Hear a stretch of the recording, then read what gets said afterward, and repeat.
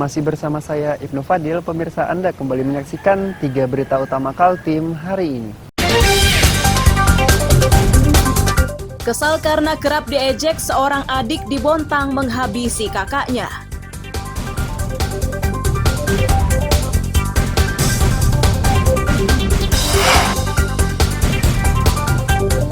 Kebakaran di gudang penyimpanan limbah medis di Balikpapan diselidiki polisi.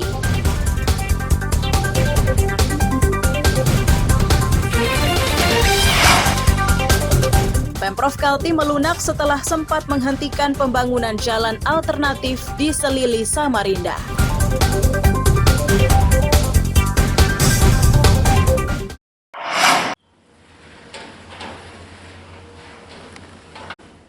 Upaya memadamkan kebakaran gudang penyimpanan dan pengolahan limbah di kilometer 13 Karyangau, Balikpapan Utara ini berlangsung hingga Senin siang. Kebakaran yang mulai terjadi Sabtu dini hari itu sulit dipadamkan karena bara api berada di tumpukan limbah. Kepala Pelaksana BPBD, Usman Ali menyatakan kesulitan yang dihadapi beragam, mulai dari keamanan, bara api di dalam tumpukan material, dan kewaspadaan terhadap runtuhnya bangunan. Ia memastikan upaya perusahaan untuk memadamkan kobaran sudah dilakukan. Akan tetapi tidak membuahkan hasil karena peralatannya terbatas.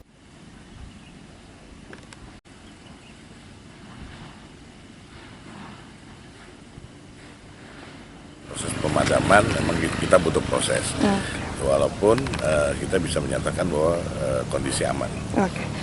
Sebenarnya apa sih yang terjadi di gudang sampai pemadamannya butuh waktu yang cukup lama nih Bang? Ya karena bahan-bahan yang terbakar ini ya memang bahan mudah terbakar hanya bertumpuk-tumpuk. Itu yang pertama. Yang kedua, bahan yang mudah terbakar ini karena bangunan roboh dia tertutup, jadi kita agak kesulitan untuk penyemprotan hingga api di bawah yang tertutup ini masih hidup, tapi tidak besar, hanya seluasan yang tertutup saja. Makanya kita berusaha tetap memadamkan supaya tidak mengeluarkan asap lah seperti itu. Untuk tingkat kesulitannya sendiri seperti apa Bang?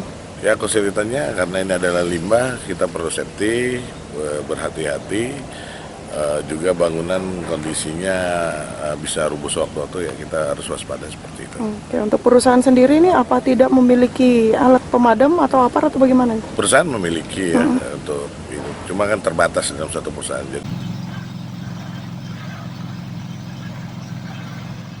Sejauh ini penyebab pasti kebakaran gudang penyimpanan bahan kimia milik PT Balikpapan Environmental Service belum diketahui. Penyelidikan peristiwa ini akan dilakukan instansi terkait. Amir Hamzah dan Riani Mantini melaporkan dari Balikpapan.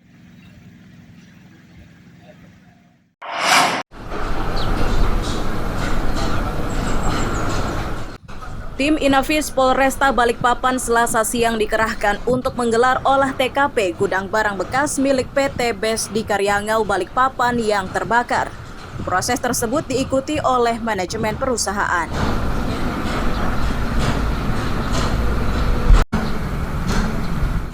Perwakilan PT BES menyatakan bangunan perusahaan ini terbagi menjadi dua, yakni perkantoran dan gudang penyimpanan. Kondisi terakhirnya bagian kantor hanya rusak sebagian dan masih aman untuk dimanfaatkan.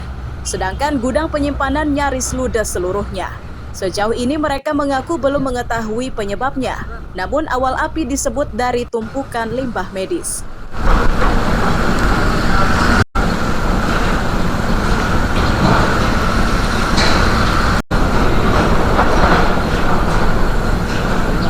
Kondisinya hari ini bahwa kemarin ada kejadian di tanggal 20 Januari 2024 pada hari Sabtu malam.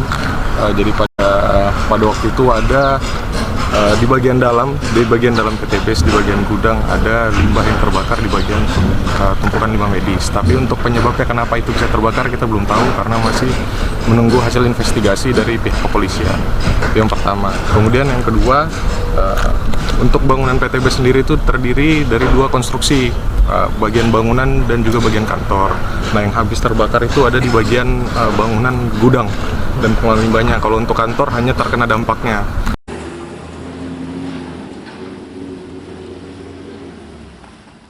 Sejauh ini tidak ada laporan korban jiwa dari peristiwa tersebut, sementara angka kerugian ditaksir mencapai ratusan juta rupiah. Amir Hamzah dan Riani Mantini melaporkan dari Balikpapan.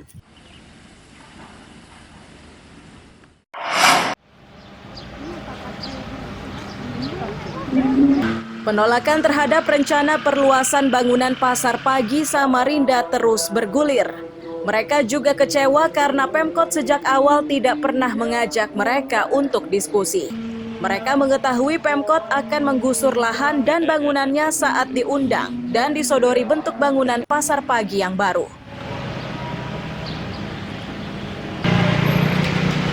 Kali ini alasan beberapa pemilik bangunan itu didasari sikap Pemkot. Mereka juga merasa diperlakukan tidak adil sebab lahan yang sudah hak milik itu akan diganti dengan hak guna bangun atau HGB. Beberapa pemilik ruko yang ditemui juga heran dengan klaim Pemkot yang menyebut belasan pemilik ruko sudah setuju untuk digusur. Tidur, ini cuma spanduknya cuma 2 aja, ya kan? Kamar keluar kita baru dihubungi. Jadi, Kedua, itu semuanya merampas kan? Nah, mau diganti HGB, siapa mau? Ini dapatnya nggak gampang, Pak. Dari orang tua berapa turunan? jadi apapun alasannya tetap nolak. Tidak bisa, tidak mau. Kalau misalkan harganya naik, Tidak mau. ini bukan soal harga ya? Dia dijual 10.000 pun tidak mau. Oh gitu. Nah. Kami menolak opsi apapun yang ditawarkan oleh pemerintah. Kenapa sih? Ya nggak mau aja, karena Nggak kita sampai sekarang kami masih tetap bertahan dan tetap memperjuangkan apapun yang menjadi hak milik kita.